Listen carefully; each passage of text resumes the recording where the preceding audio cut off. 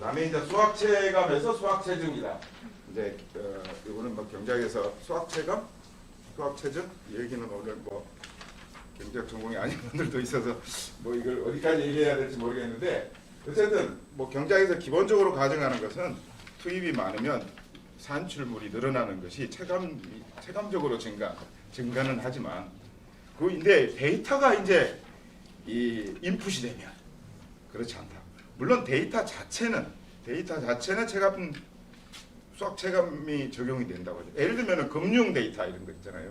근데 이런 것은 좀 금융 데이터 같은 거는 직접 데이터를 사고 팔고 하는 데이터하고 우리가 여기서 데이터를 통해서 가공하고 분석하고 가공해서 그걸 광고, 표적 광고를 만들고 아까 규보프 말대로 하면 예측 상품을 만드는 요것은 굉장히 수학 체증, 그러니까 이 인풋에 비해서 이 증가하는 생산물이 증가하는 속도가 체증적으로 증가하는 이런 현상이 이제 데이터 경제학에서 보통 주목하는 두 가지 현상인 거죠. 그래서 이제 알고리즘 주목지대라고 하는 것은 이제 여기 보면 전통적으로 토지나 자본 이런 것들이 이제 전통적으로 우리가 생산수단 뭐 얘기할 때 이제 어떤 잉여의 원천인 거잖아요. 물론 이제 토지에는 전통적으로 뭐 지대가 나오고 이제 자본에서 생산적 자본 뭐 아까 생산수단 막 이제 이렇게 해가지고 거기에 이제 노동이 부분 노동이 붙어서 잉여 가치가 사실 그게 기업의 이윤의 원천이었고 물론 이제 막상 그의 이윤이 주기적으로 이렇게 이윤율이 저하되고 그걸 막 폭력적으로 해결하는 것이 뭐 공학이 뭐 이런 얘기를 하지만 어쨌든 거기에다가 요 주목이라고 하는 것이 글쎄 이게 동그라미를 똑같은 크기로 이제 아직 됐는지 안 됐는지 그건 아직 조금 더 얘기해야 될 것이 있지만 어쨌든 이 사람들의 주목이라고 하는 것도 굉장히 중요한 잉여의 어떤 원천이 지금 되고 있다. 우리 눈에 이렇게 잘 보이지도 않고 토지나 자본은 이렇게 눈에 보이는 거잖아요. 그런 것이다. 그래서 아까 주보프 말에 따르면 요 행동 잉여. 그래서 페이스북과 구글 이 시선, 우리들의 관심의 수집과 구매를 어떻게 하면 더 많이 할까?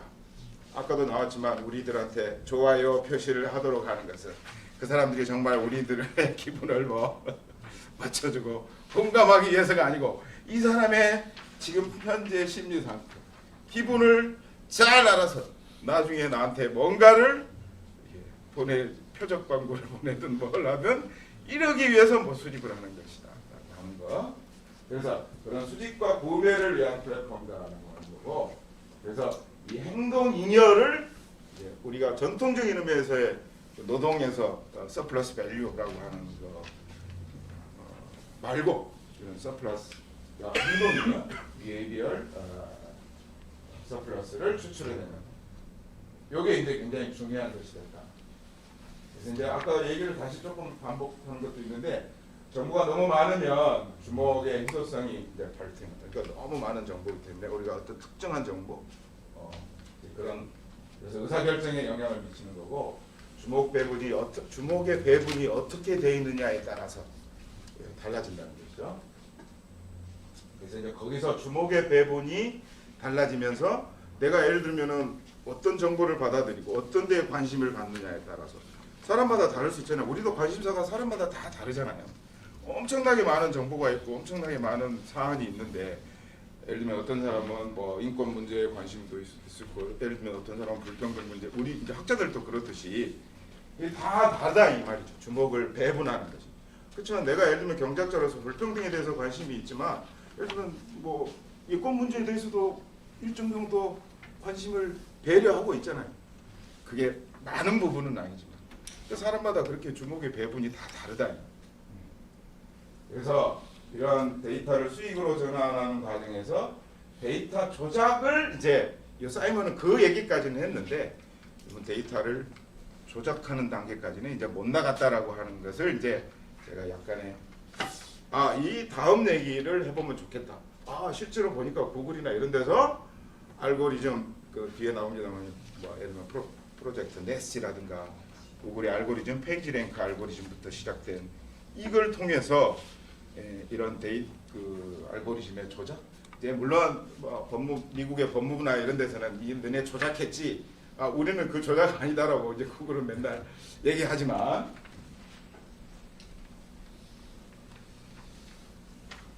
그래서 알고리즘 조작을 통해서 왜곡을 시킨다. 그래서 주목의 아까 우리 경제학에서도 자원의 희소성 그리고 그 자원이 어떻게 하면 효율적으로 배분되어 있느냐가 굉장히 중요한 건데 만약에 이 알고리즘의 배분이 우리가 한정된 이 희소한 자원으로서의 주목의 배분이 만약에 최적 배분이 아니라면 우리 경제학에서 자원 배분의 효율성, 뭐 시장 실패 이러듯이 여기에서도 똑같이 그런 실패 현상이 일어날 수밖에 없는 거 아닌가?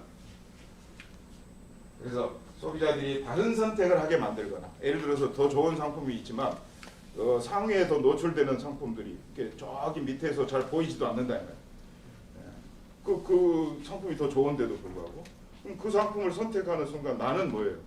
내가 관심의 배분을 잘못해가지고 엄한 것을 내가 클릭을 하게 된 거죠. 그래서 더 다른 선택을 하게 만들거나 높은 가격을 같은 제품이지만 예를 들면 뭐 PB 상품과 우리 생수 파는데 뭐 크게 차이는 없잖아요. 근데 우리가 예를 들면 쿠팡에서 자기네들이 만든 PB 상품의 생수 선택하게 만든다면 이것은 소비자들한테도 소비자들의 후생을 뺏는 거죠.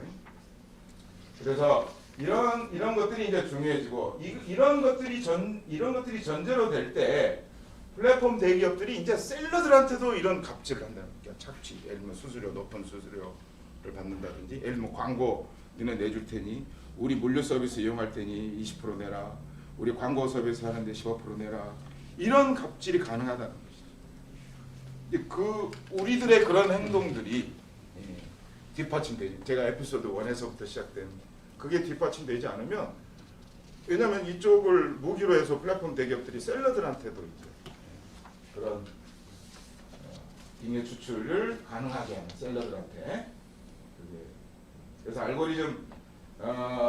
알고리즘의 효과는 뭐 알고리즘 자체의 문제 이거는 제가 아직도 뭐 이렇게 명확하게 지금 저기 된 건 아닌데 우리 많은 데이터들이 이제 막 서로 학습을 하고 할 때 바이포케이션이라고 해서 이제 분기점이 생기는데 분기점이 좋은 쪽으로 생길 수 있지만 나쁜 쪽으로도 생길 수 있다.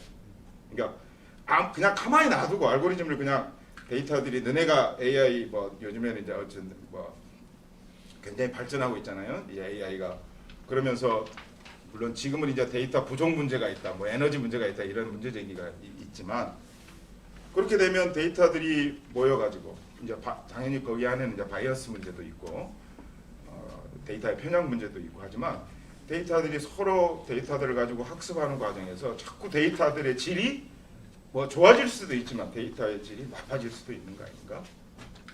그다음에 이제 알고리즘의 인위적 이건 비교적 분명한 거죠. 예를 들면 알고리즘이 아까 이제 쿠팡에 상위 노출하도록 그런 알고리즘을 만약에 누군가가 여기서 조작을 한다면 그런 아주 분명한 어떤 면에서는 1번보다는 더 분명한 알고리즘 조작 그다음에 이제 알고리즘을 통한 가격 인상 이건 훨씬 더 분명한 거죠. 이제 알고리즘이 이 프로젝트 내시는 그 뒤에 어디 나옵니다만은 상대방 가격을 한번 슬쩍 올려보는 거예요. 그러면은 다른 애들이 제품에 예를 들면 생수라고 하면 제품을 안 올리고 있으면 살짝 올렸다가 다시 내려. 근데 다른 애들이 같이 따라서 올려. 뭐 경제학에서도 이제 그 선도 뭐 산업혁명에서 그런 얘기 나오는데 선도 기업이 올리면 이제 후발 기업들이 야 우리 1,500원으로 올리자 이런 소리 안 해도 그냥 뚝 따라 올리듯이 그렇게 해서 남들이 다 가격을 올리면 어떻게 되냐? 가격이 1,000원이 1,500원으로 그냥 올라가는 거예요. 그래서 그냥 그 가격을 계속 유지해서 그러면 어제까지 1,000원 받던 거를 이제 1,500원에 받아 먹을 수 있는 것이지. 그래서 그런 얘기들을 이제 알고리즘 효과로 제가 정리했고, 그 다음에 이제 그 사례로서 제가 이제 구글의 아까 데이터 플라이윌 검색 기반으로 해서 알고리즘을 지속적으로 우리는 개선해 나가고 있다 얘기를 하지만 제가 오가닉 서치하고 페이드 서치하고 이제 차이를 찾았는데 네이티브 광고 해당 웹사이트에 맞게 고유한 방식으로 기획 및 제작된 광고 그래서 배너 광고처럼 콘텐츠와 분리된 별도의 자리에 존재하지 않고 해당 웹사이트의 주요 콘텐츠 형식과 비슷한 모양으로 여러분들 구글 검색해 보시면 그런 광고를 통해서 화면은 한정돼 있고 뭐 그게 전화기가 됐던 뭐 컴퓨터는 좀 나을란가? 한정된 공간에 어떤 광고가 들어오냐가 이제 되게 중요합니다. 그 중에는 광고주로부터 광고비를 받고 들어온 광고와 그렇지 않은 우리가 그냥 검색했을 때 그런 광고가 안 딸린 그 검색의 결과와 두 개가 같이 있을 때 상위에 노출되는 것이 그 광고비를 받은 광고라고 한다면 그래서 이제 그런 고정된 양의 사용자 주목을 놓고 서로 경쟁하는 거예요. 그러니까 누가 먼저 상위에 이걸 올리느냐가 되게 중요한 것이. 그래서 유기적 결과와 상충 관계를 오거닉 서치하고 요 이제 아까 광고가 없는 오거닉 서치라고 하는데 물론 이제 요거는 이 구글이 서치를 기반으로 해서 사업 모델을 잡았기 때문에 최근에 구글에 대해서 구글이 지금 서치가 아니고 검색이 아니고 서치로 우리 그 이제 조금 이제 LLM이 바뀌어가려고 한다 그러잖아요. 지금 AI가 이제 과연 구글이 이걸 포기할 수 있을까? 뭐 이런 문제 제기를 하는 사람들이 이제 있더라고요. 새로운 모델로 갈 수 있을까? 자, 그래서 이제 그 알고리즘의 페이지 랭크 알고리즘으로부터 시작된 구글의 알고리즘을 조금 정리를 해놨습니다. 뭐 추천해 주는 거, 그 다음에 광고, 홍보, 뭐 이런 해주는 알고리즘들이 이제 약간의 좀 차이가 있다. 그래서 요것의 출발은 여기에 보면 여기 지금 페이지 랭크 알고리즘. 저기 보세요. 지금 B가 38.4고 이제 이거는 그냥 그 논문에 나와 있는 거예요. 그 페이지 랭크 알고리즘이라고 하는 것이 결국 이런 거다. 여러분들 저 우리 논문 쓸 때도 어때요? 인용 많이 하면 그때 그 논문이 되게 훌륭한 논문이 된 것처럼 얘기하잖아요. 그 우리 인용 지수 같은 것도 발표하고 하듯이 주목을 많이 받은 게 지금 B하고 C잖아요. 근데 E 같은 것도 주목을 많이 받았고 B가 제일 크잖아요. 그래서 이렇게 주목을 많이 받는 지금 AI가 하는 학습도 사실은 단어별로 어떤 이 가중치가 있고 그래서 어떤 단어가 더 많이 주목을 받느냐에 따라서 이 다음에 나올 단어 이런 것들을 이제 예측해주고 우리가 뭐 물어보면 거기에 따라서 답도 해주고 그런다. 요게 이제 페이지 랭크 알고리즘을 거고 그래서 이제 구글에서는 검색 결과의 질을 저하한다고 막 해가지고 이제 이런 걸 해결하기 위해서 막 프로젝트 같은 것을 만들었지만 그것이 사실 따지고 보면 그게 아니었다는 거죠. 그래서 검색 결과의 의미 있는 정도로 낮춰서 검색으로 는 수익이 크게 줄지 않았다. 그러니까 검색 결과의 질을 그러니까 개선하느냐 안 개선하느냐가 수익하고는 그렇게 큰 관계가 없었다는 연구도 구글은 그런 것을 알고 있는 것이죠. 그러니까 약간의 검색 결과의 질을 떨어뜨리더라도 우리가 광고로 벌어들이는 수익에 크게 영향을 미치지 않는다면 구글의 입장에서는 어떻게 하겠어요? 약간 검색의 질을 다운시켜도 되지 않을까? 약간 그걸 뭐 알고리즘 조작을 통해서든 뭘 통해서든 그래서 뭐 코드 옐로우 뭐 저거 이제 그런 얘기 있는데 한번 나중에 제가 드릴 테니까 한번 읽어보시면 될 것 같고요. 아 이거는 이제 뭐 튜닝이라고 구글에서는 튜닝이 뭐예요? 미세 조절 뭐 이런 거잖아요. 구글에서는 야 우리 검색 결과를 그 질을 높이기 위해서 우리가 그 알고리즘을 튜닝하는 거야라고 하지만 독점당국이 매니플레이팅 조작이라고 분명하게 저런 단어를 써가지고 그걸 이제 제소하고 막 이제 이러고 있는데 그 방법 포맷 프라이싱 어쩌고 이런 얘기가 있습니다. 그다음에 알고리즘이 보니까 뭐 판다도 있고 피전도 있고 많아요. 예.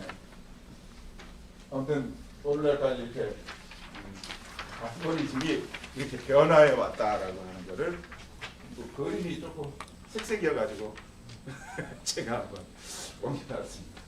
그 다음에 이거는 이제 클릭당 비용, CPC라고 하는데 클릭당 비용을 어떻게 책정하느냐가 굉장히 중요한 건데 왜냐하면 광고주들한테 이게 되게 중요하잖아요. 광고를 이걸 해야 되나 말아야 되나 이런 사람들한테는 한 클릭당 얼마의 비용을 책정하느냐가 되게 중요한데 지금 이제 그게 계속 오르고 있다.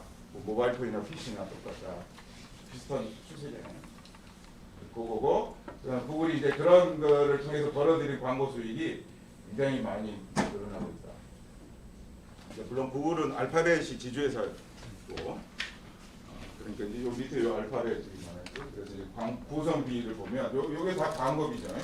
어드버타이징 레비뉴가 70%가 넘잖아요. 광고. 물론 이제 구글은 뭐 우리 저 클라우드 서비스로도 요즘에는 이제 마이크로소프트 전통적으로 아마존이 되게 클라우드 서비스는 많이 해서 돈을 제일 많이 마켓시어가 1위고 요즘에는 이제 마이크로소프트가 2위. 구글은 뭐 클라우드 서비스는 이제 광고 수익이 워낙 크기 때문에 자 그런 이제 상황을 보여주는 거고